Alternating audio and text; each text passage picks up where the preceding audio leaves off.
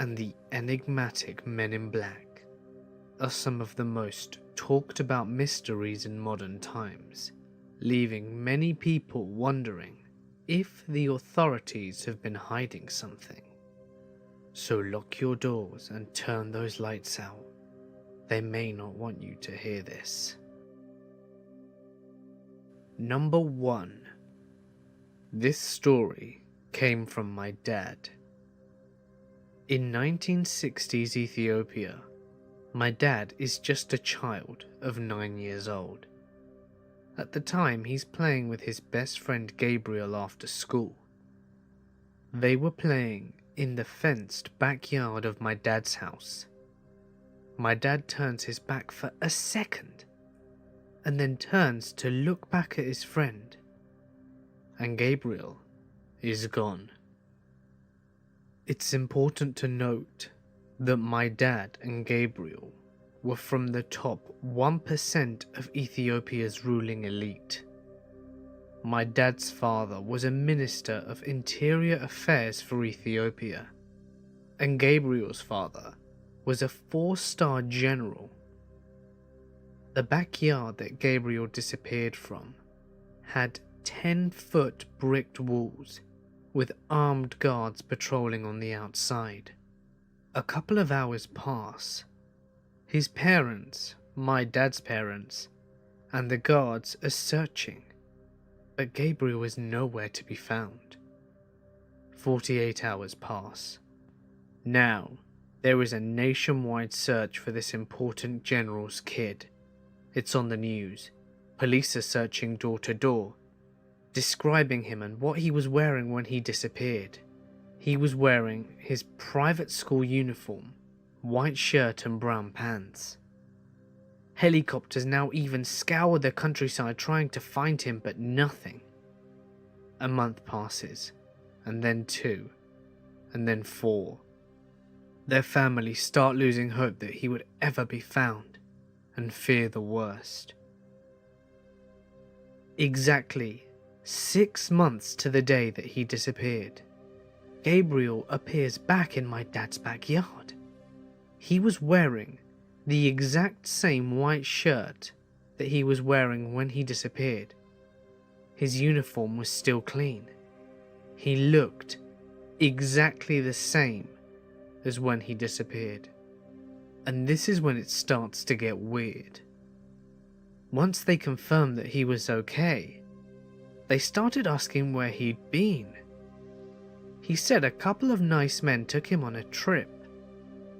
He was in a white room that glowed, and other children were there from different countries.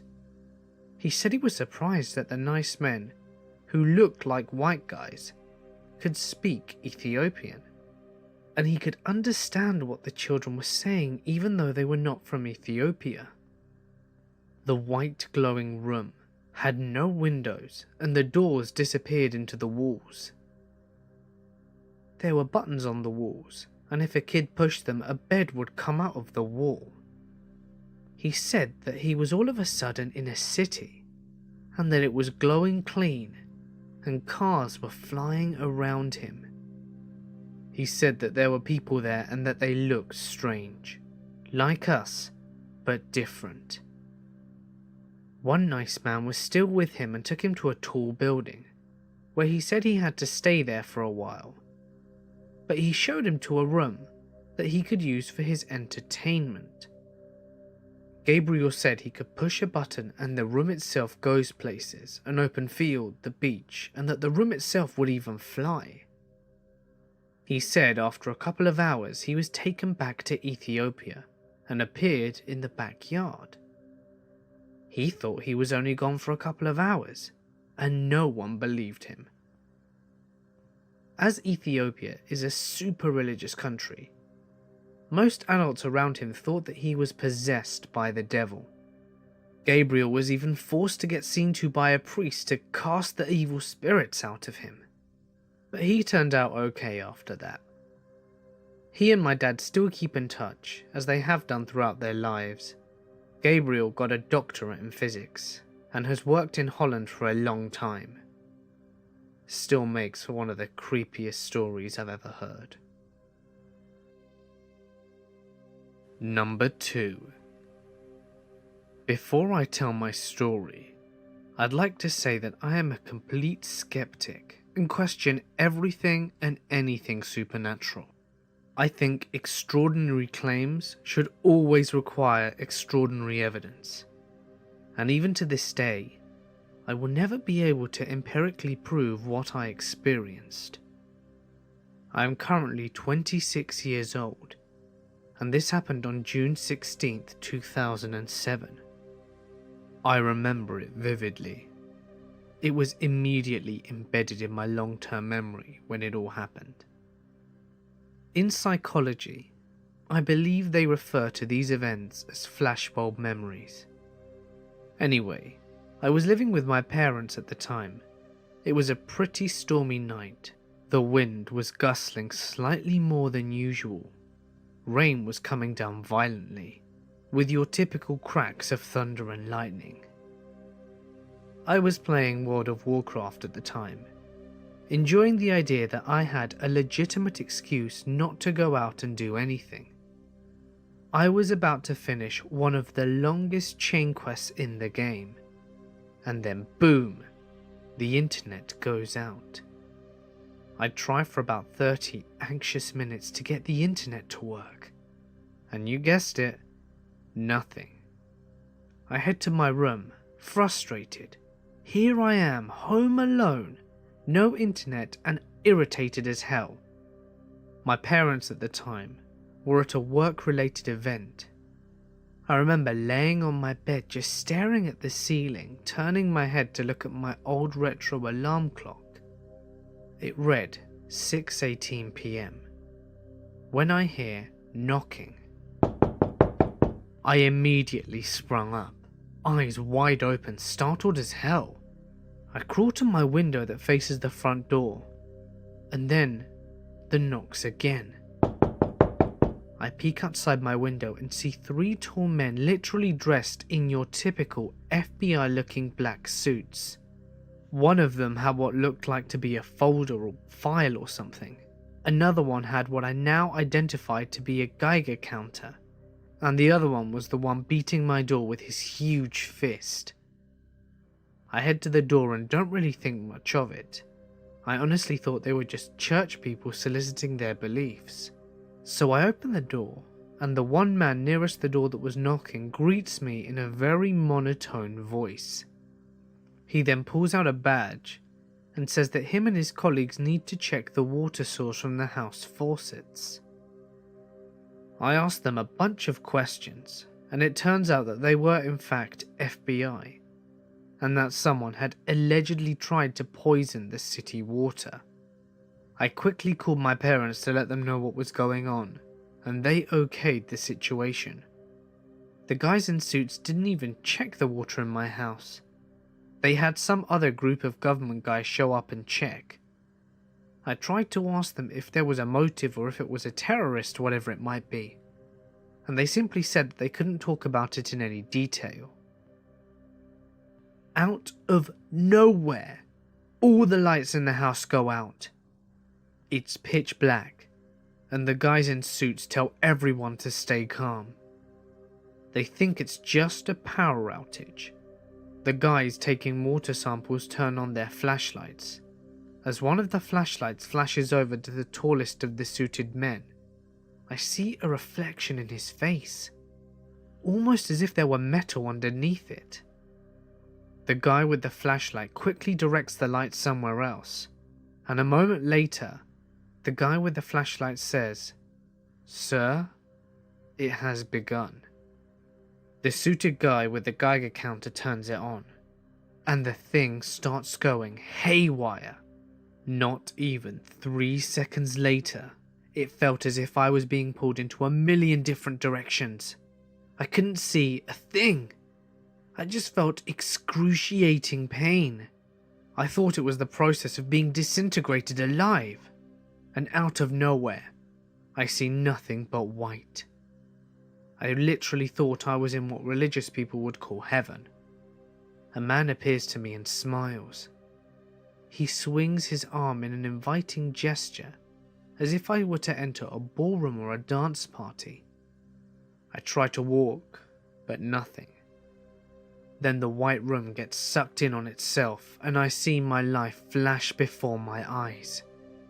I see everything. Disneyland at 5, my first kiss at 15. I watch 9/11 happen on the TV with my mum and dad. Everything. I see the Earth suspended in space. I'm watching Earth from above and I fall. I am falling, my heart racing, numbness, disbelief, and then I see the ground getting closer and closer. I know this is it. I know I am about to die. But before I hit the ground, I hear the voice of the monotone-suited man say in my head, "Do not, no matter what." I woke up in my bed with a cold sweat and a panic.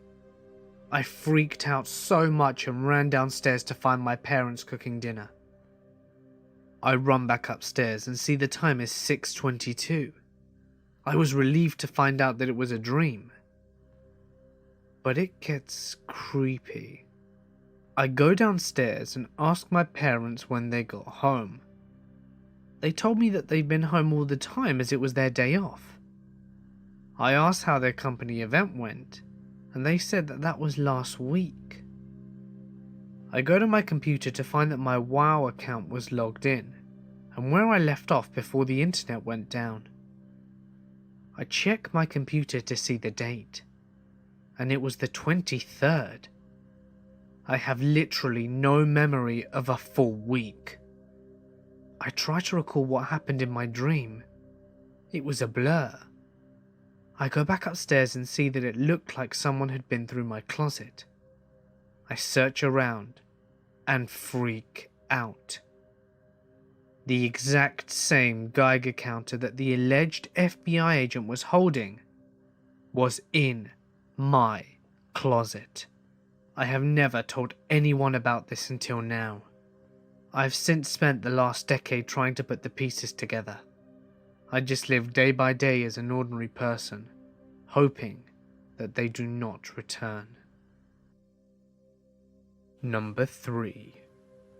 About 5 years ago, me and 2 other friends were on our way back from a warp tour in Maryland, being driven by one of the friends' mothers because none of us had cars that we could drive yet. It was almost night.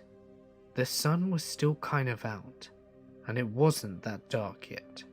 We were driving on a 2-lane highway that had trees on either side of the road and a median in the middle of the lanes. As we were driving, a creature ran out from the trees on the other side of the highway and jumped the median and sprinted towards the trees on the other side.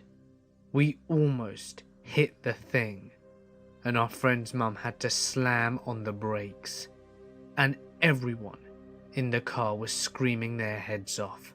Not because it was a look out for the deer situation, because it was the legitimate, most scariest thing I have ever seen in my life. It was black and had long, gangly limbs as well as mopey black stringy hair. This thing moved so weirdly, I can remember it clearly to this day. It galloped so awkwardly, and when it jumped off its back 2 legs and landed again on the back 2 legs before coming down, and continued to gallop across the road. Everyone in the car said the same thing, which was, what the hell was that? To this day, I am convinced it was a demon or alien or escaped medical experiment. It was large and terrifying, and the way it moved was unlike anything I've ever seen in my life. I wish I had more details about it, but sadly that's all I remember. I've asked my friends and my friend's mum on numerous occasions about it, and it still gives everyone the creeps. Number 4. When I was around 7 years old, I was raised primarily at the time by my grandparents, who lived in a rural county in East Texas. I'll never forget one day when we had the most unusual man come by the house one afternoon unexpectedly. I remember there being a knock at the door as I was playing in the living room at the time, and called up to announce to my grandparents that someone was at the door. My grandmother took a quick peek out the window before answering the door, and I remember glimpsing a very dark coloured or black sedan. Thinking back, I find it odd that I couldn't recall hearing a car pull up, as I had been playing near the window for some time. My grandmother answered the door, and to the best of my recollection, the man revealed himself to be some sort of door-to-door salesman. My grandmother invited him in and called for my grandfather. I have never in my life seen a man so pale. He was dressed in an all-black suit with matching hat and tie, and initially a large pair of sunglasses, which made me wonder if he was blind, and not to mention one of the saddest excuses for a toupee that I have yet to bear witness to, and couldn't get over the stark contrast of his pale skin to the seemingly painted-on lipstick. My fixation became apparent, and my grandmother shooed me into the back room and asked me to leave the man so that they could speak with him. Throughout the visit, I kept trying to sneak peeks at the man and comment to my grandmother whether or not she thought he was sick because he was so thin and pale. Eventually, I suppose, he finished his pitch and eventually made his way for a quite slow exit. I recall as he was leaving, he seemed to thank both my grandparents. I couldn't make out everything that was said, but I did recall that he said something a bit more odd than his appearance. He seemed to pass his hands in front of both my grandparents' faces and said something to them both, but all that I could make out was the word forget, and soon he was on his way.